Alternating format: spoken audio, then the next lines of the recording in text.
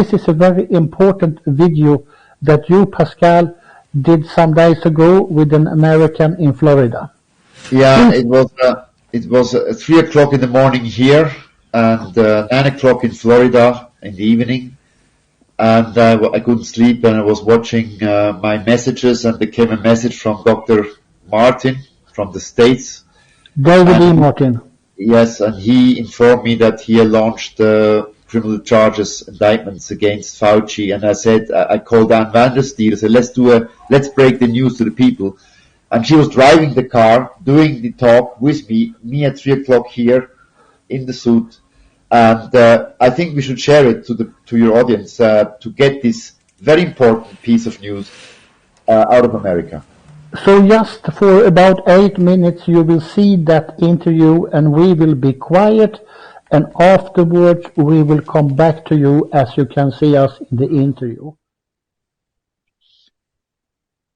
Yes, good evening, good night here from Switzerland, or good morning, I should say, and good evening to Florida, USA, United States of America. Great to have you with us, Ann Vandersteel. How are you doing? Pascal, never better. I've been all over South Florida today meeting with people, learning a lot of information, sharing a lot of information, but tonight it seems as if there's some explosive information that needs to be shared, and it needs to be shared immediately. Good news, in fact. Good go news. Ahead. So it looks like our friend David Martin, who has been very busy with Prosecute Now, has been working with 3 law enforcement agencies that shall not be named at this time in order to bring indictments against Ralph Baric from the University of North Carolina in Chapel Hill, one Anthony Fauci, and Peter Daszak with EcoHealth Alliance, who are the 3 musketeers that collaborated to bring this global pandemic and genocide and bioweapon against all of humanity. These names have been in our news, not the fake news, but our news for several years now. We've been talking about the actual the evil that they perpetrated on humanity, the bioweapons, the weaponization using gain-of-function research during a time when there was a moratorium on gain-of-function research. Fauci lied in Congress. He lied to Senator Rand Paul, but Senator Rand Paul asked him if he was funding gain-of-function.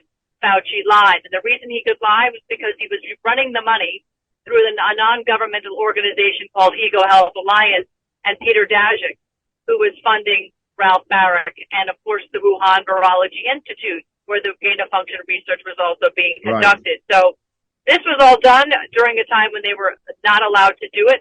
They covered it up and lied and weaponized a coronavirus, which is a common garden variety cold that has been around for thousands of years, but they weaponized it and they spliced in, DNA that includes the HIV gene and other genetic material that has made this highly virulent, highly toxic, and highly damaging. And at this point, with the vaccines already ready to go, the patents have been proven that the vaccines were already there before they discovered COVID, that they've made those into bioweapons. They've injected into billions of arms. And by the estimations we're getting now, Pascal, over 14 million people worldwide are dead. This is incredibly horrible to listen to. It's abhorrent. So they weaponized the spike proteins in Wuhan in the moratorium. That's right. Which was on the USA of America, United States of America and Canada, right? Not exactly, but let's just put this into context where people can understand it. That spike protein has done so much atherosclerotic damage, cardiac damage. It has murdered people, heart attacks in the middle of soccer matches. In fact, Belgium just lost one of their goalies the other day in the middle of a soccer match.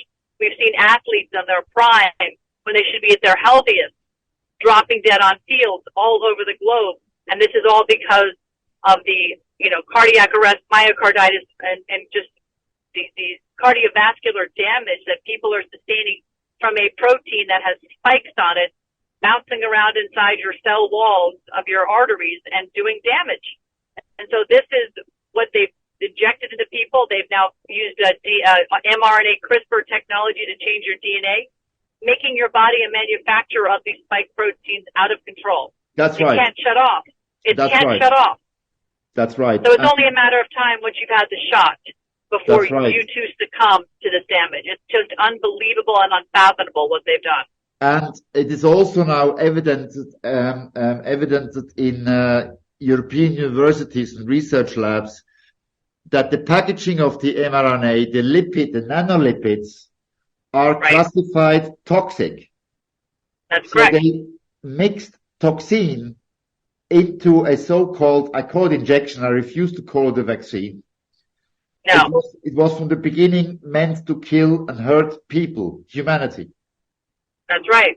So that's exactly why these people in the US and Trudeau are indicted for premeditated mass murder and global terrorism, because there was a moratorium to weaponize the spike proteins, gain of function.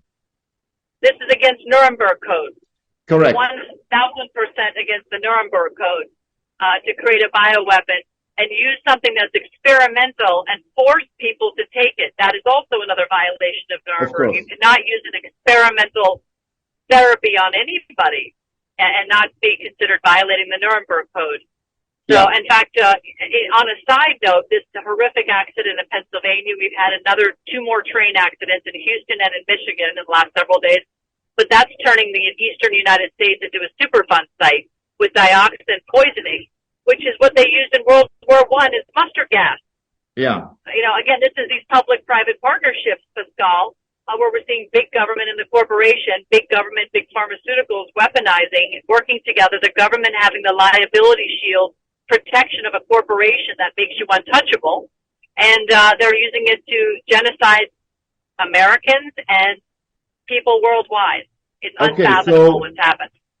You and I mean the Swiss morning at 3 o'clock here, and you driving in Florida at 9 p.m., I think, or something. Right, almost. You have a great evening, I have a great morning here to not celebrate, it's not celebration.